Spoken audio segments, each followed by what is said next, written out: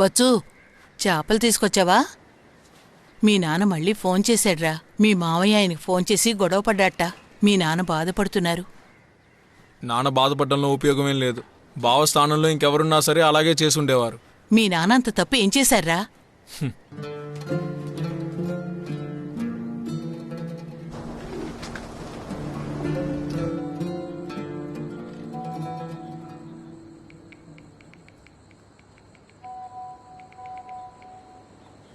ఎవరితో అయినా మనం చాట్ చేసేటప్పుడు మనం చెప్పే విషయాలను వాళ్ళు అర్థం చేసుకోగలరా?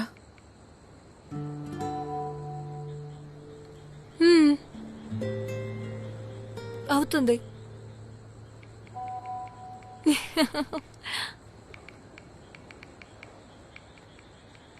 కాస్త సైలెంట్లో వేస్తావా? కూతురు నిద్రలేస్తుంది.